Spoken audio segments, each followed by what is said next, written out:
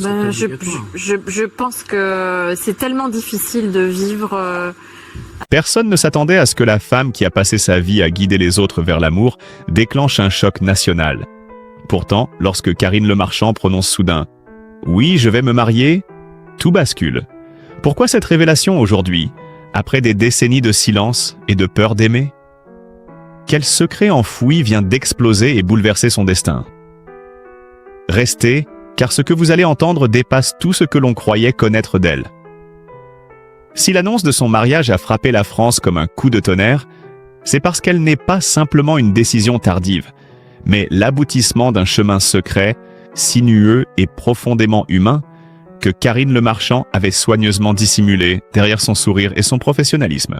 Pendant des années, elle a animé des émissions où l'amour renaissait sous ses yeux, où des couples hésitaient, se confiaient, se déchiraient avant de se retrouver.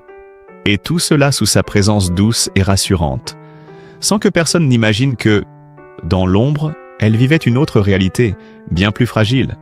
La vérité, c'est que Karine a longtemps porté une solitude choisie, presque stratégique, une manière de se protéger après avoir trop souvent vu ses propres certitudes s'effondrer.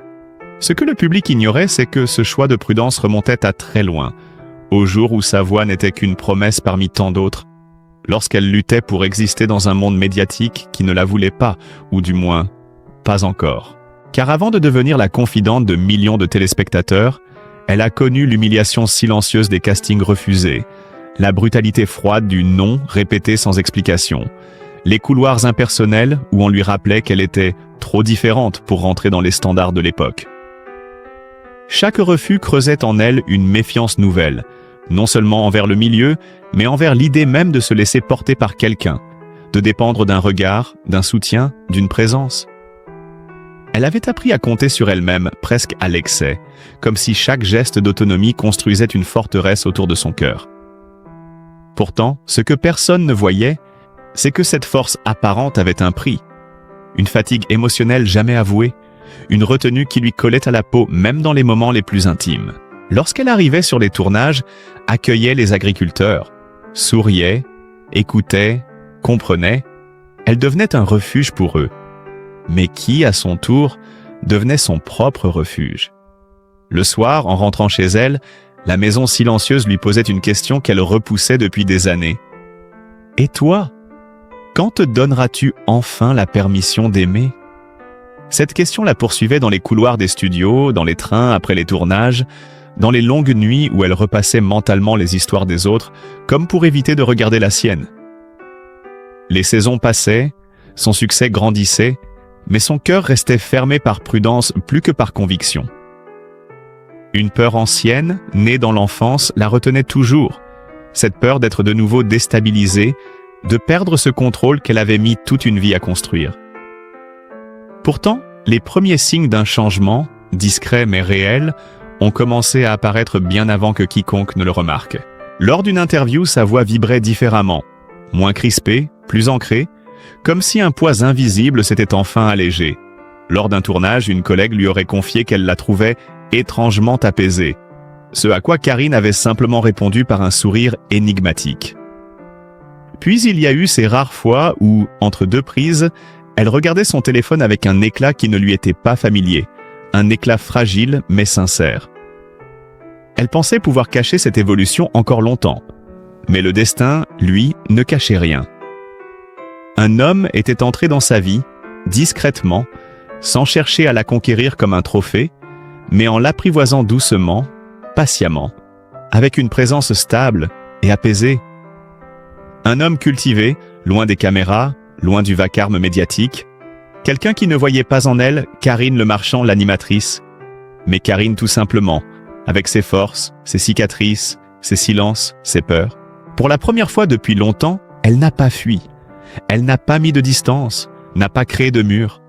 Elle a observé, elle a douté bien sûr, mais elle est restée. Et cette simple décision, imperceptible pour le public, a été un bouleversement intime. Car aimer à nouveau, à cet âge, après tant d'années d'autoprotection, ce n'est pas céder à l'émotion, c'est un acte de courage. Un acte qu'elle s'apprêtait enfin à poser, sans regret, sans justification, sans masque. le mariage n'était pas une fin, ni une revanche, mais la preuve éclatante que même les cœurs les plus prudents peuvent, un jour, choisir d'ouvrir la porte et d'accueillir la lumière. Ce qui rend cette histoire encore plus bouleversante, c'est que Karine n'a jamais réellement prévu de retomber amoureuse. Pendant longtemps, elle s'était convaincue que sa vie était suffisamment remplie pour ne plus avoir besoin de ce vertige-là, que la stabilité qu'elle avait construite avec sa fille, son travail et son indépendance constituaient une forme de bonheur qu'elle maîtrisait enfin. Elle pensait sincèrement que l'amour, à son âge, était un supplément de vie, pas une nécessité. Pourtant, plus les années avançaient, plus une faille s'ouvrait dans ce raisonnement. Une faille discrète mais persistante, qui se manifestait dans ces instants où elle observait les couples qu'elle accompagnait dans « l'amour est dans le pré », sans pouvoir s'empêcher de se demander comment il était possible de continuer à croire, encore et encore, malgré les échecs, malgré les déceptions. Elle les voyait trembler, s'ouvrir, se dévoiler, et parfois un regard, un geste, une hésitation réveillait en elle quelque chose qu'elle avait longtemps cherché à étouffer. Et si, malgré tout, elle aussi méritait cette vulnérabilité partagée? Ce questionnement, elle l'a longtemps repoussé, l'enfouissant derrière son rôle, derrière sa maîtrise, derrière ce sourire professionnel que tout le monde croyait connaître. Mais il revenait, tenace, chaque fois qu'elle était seule dans sa cuisine le soir, ou lorsqu'elle refermait la porte de son appartement après une journée entière passée à écouter les confessions d'autres personnes. La solitude, à force d'être apprivoisée, finit par devenir une compagne exigeante, et Karine, sans s'en rendre compte, avait commencé à lui désobéir. Elle se surprenait à rêver non pas d'un grand amour, mais d'une présence calme, d'un regard qui ne demanderait rien, d'une respiration qui se mélangerait à la sienne. C'est dans cet espace fragile qu'il est apparu, lui, presque comme une réponse silencieuse à toutes les questions qu'elle n'osait plus poser. Leur rencontre n'a pas été un coup de foudre, ni une scène dramatique comme dans les films, mais une évidence progressive, une sorte de lente reconnaissance de deux âmes qui se sont croisées sans chercher à se posséder. Au début, Karine restait prudente, testant la solidité du lien, vérifiant en secret si son propre cœur n'était pas en train de lui jouer un tour. Mais plus ils se parlaient, plus les barrières qu'elle croyait infranchissables se fissuraient. Il n'avait pas besoin de l'impressionner. Elle n'avait pas besoin de se protéger. Tout se faisait sans effort, sans lutte, sans crainte de se perdre. Cette simplicité-là, elle ne l'avait jamais vraiment connue auparavant, et c'est précisément cela qui l'a déstabilisée le plus. Parce que lorsqu'une femme a passé des décennies à tout contrôler pour ne pas souffrir, accepter la douceur devient un acte révolutionnaire. Au fil des mois, elle s'est surprise à rire plus souvent, à respirer plus profondément, à vivre moins dans la retenue. Ses proches l'ont remarqué avant qu'elle-même n'en prenne pleinement conscience. Une amie lui a dit un jour « Tu n'es plus dans la survie, tu es dans la vie ». Cette phrase, simple en apparence, a agi comme un électrochoc. Elle s'est alors rendue compte qu'à force d'être forte pour tout le monde, elle avait oublié d'être vulnérable pour quelqu'un. Et c'est cette vulnérabilité assumée, cette permission qu'elle s'est enfin accordée, qui l'a conduite vers ce choix inattendu mais profondément cohérent, celui de se marier. Non pas pour combler un vide, mais pour célébrer une rencontre qui l'a remise au monde. Lorsque Karine comprend enfin qu'elle n'est plus en train de fuir mais de construire, quelque chose s'apaise définitivement en elle, comme si les années d'efforts, de résistance et de solitude prenaient soudain un sens qu'elle n'avait jamais osé formuler. Pourtant, cette transformation n'a rien eu de spectaculaire pour ceux qui l'ont observée de l'extérieur. Elle s'est faite en nuances, en gestes minuscules, en silences assumés. Ce qui change véritablement, c'est la manière dont elle se tient dans la vie. Moins sur la défensive, moins dans la maîtrise, plus dans une forme d'accueil qui lui était jusque-là étrangère.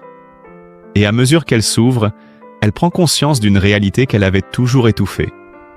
L'amour n'était pas son ennemi, c'était la blessure non guérie qui la poussait à se barricader.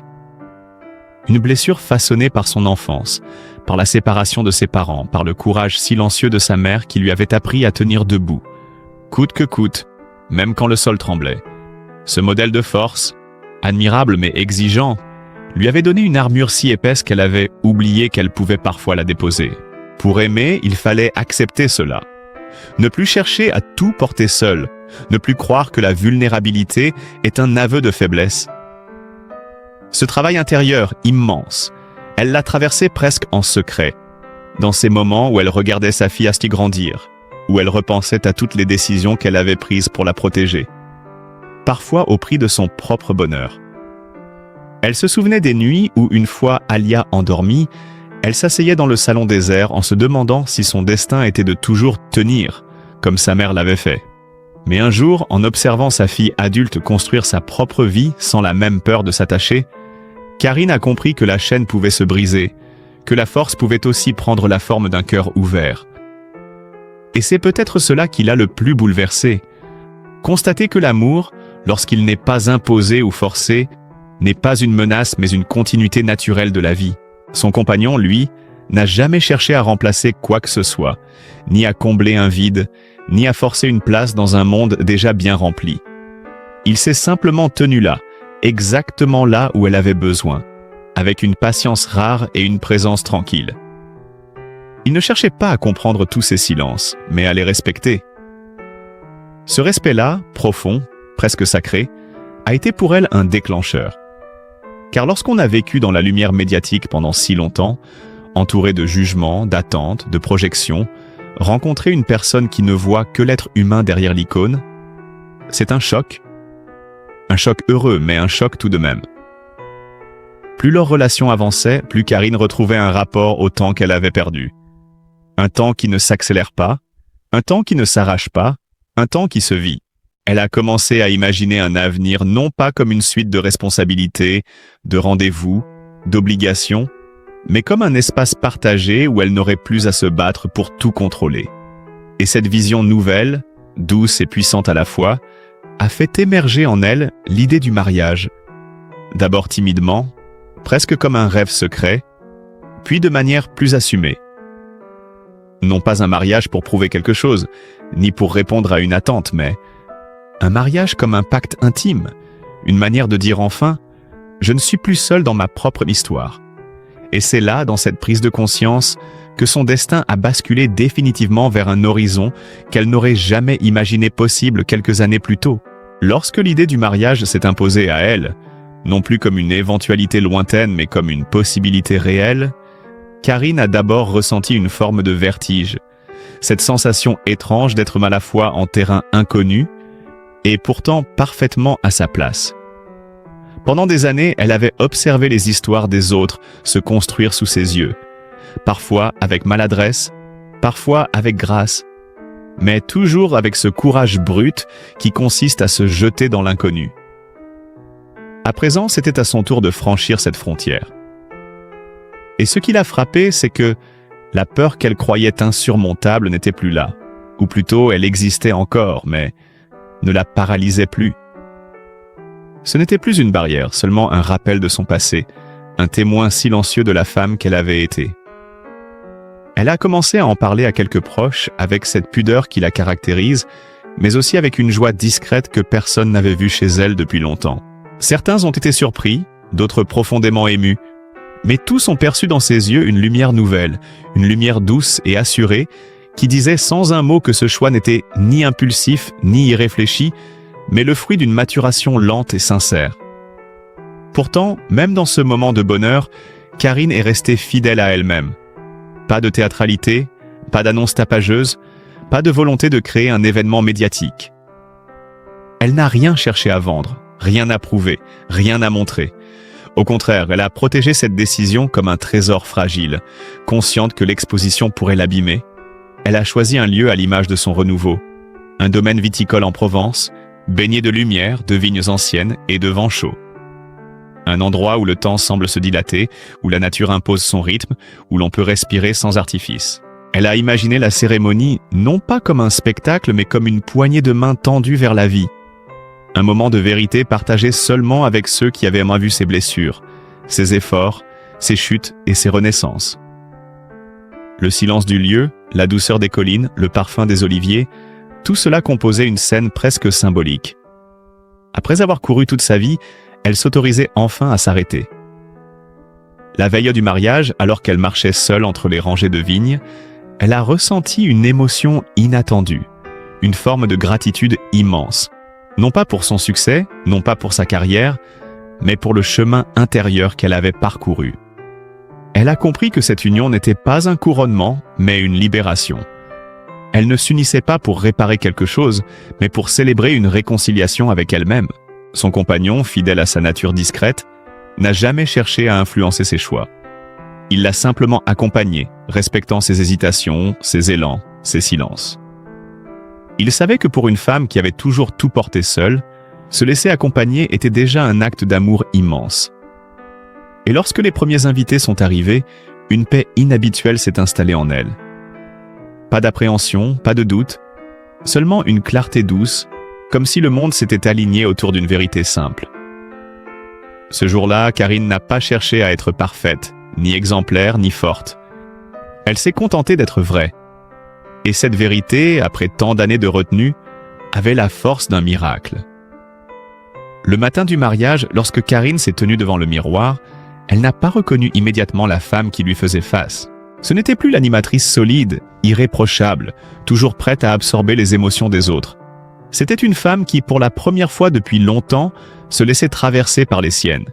Dans ses yeux, il n'y avait ni crainte ni réserve, seulement une douceur mêlée d'étonnement, comme si elle découvrait une version d'elle-même qu'elle avait perdue en chemin. Sa robe, simple et fluide, glissait sur elle sans ostentation, comme une seconde peau. Elle n'avait rien choisi pour plaire, tout pour être en accord avec son propre rythme intérieur. Lorsque sa filleule est entrée dans la pièce, un silence chargé d'émotions s'est installé entre elles. Un de ces silences qui disent plus que n'importe quel discours. Alia a compris instantanément ce que sa mère avait mis des décennies à accepter. Elle était prête, enfin, à ne plus avancer seule. Main dans la main, elles ont traversé le couloir jusqu'à l'extérieur, où quelques amis proches attendaient. Et chaque pas résonnait comme une page qui se tourne, non pas avec fracas, mais avec la précision tendre des évidences tardives. Le paysage provençal baignait dans une lumière presque irréelle. Un soleil doux, sans brutalité, comme s'il respectait lui aussi l'intimité du moment. Lorsque Karine a aperçu son compagnon, debout au bout de l'allée, droit mais ému, elle a senti quelque chose se dénouer en elle, une tension ancienne, un fil invisible qu'elle avait tenu trop longtemps entre ses doigts. Il n'y avait pas de musique grandiose, seulement le bruissement du vent dans les oliviers, ce son que personne n'écoute vraiment, mais qui ce jour-là semblait raconter toute une vie. En s'approchant de lui, elle a compris que le véritable voyage n'était pas celui qui l'avait mené jusqu'ici, mais celui qui commencerait après. Il a pris sa main avec une délicatesse qui n'appartenait qu'à lui, sans chercher à la guider ou à la retenir, simplement pour être à sa hauteur, pour marcher avec elle, pas devant ni derrière.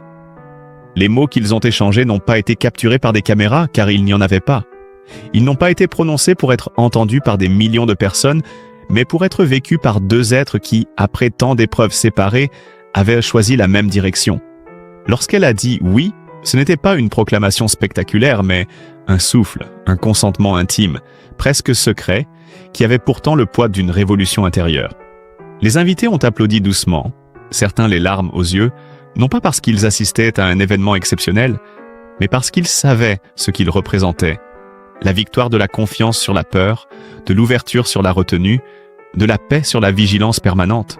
Et tandis que la cérémonie se terminait, Karine a ressenti pour la première fois une sensation qu'elle avait longtemps observée chez les autres sans jamais la reconnaître en elle. La certitude d'être exactement là où elle devait être, ni en avant, ni en retrait, simplement à sa place, aimée et aimante. Après la cérémonie, lorsque le soleil commença à glisser derrière les collines, un moment suspendu s'installa, comme si le temps avait décidé de ralentir pour leur offrir une parenthèse que rien ne viendrait le briser.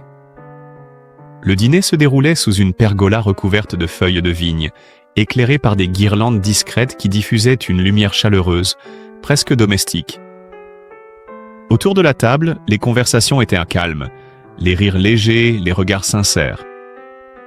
Rien n'était forcé, rien n'était grandiloquent. Et c'est précisément cette simplicité qui rendait la scène bouleversante. Un ami proche prit la parole pour lire un texte qu'il avait écrit spécialement pour eux. Un texte sur l'amour qui ne cherche pas à éblouir mais à durer. Un amour qui ne promet pas l'éternité mais la présence.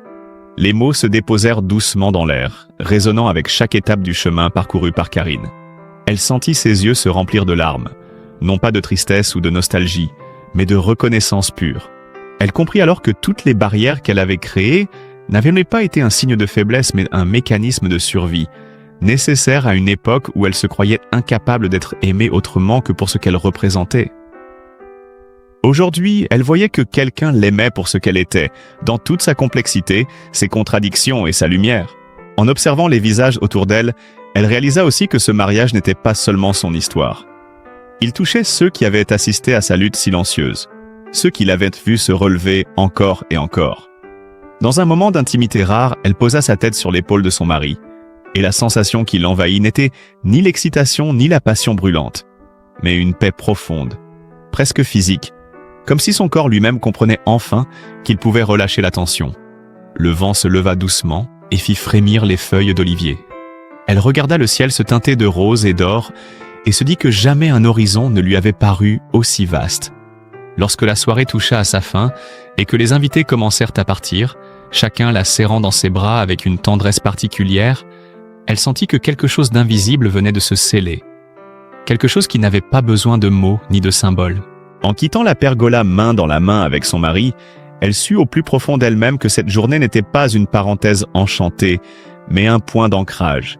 Une base solide à partir de laquelle elle pourrait enfin vivre non plus dans la retenue, mais dans la confiance.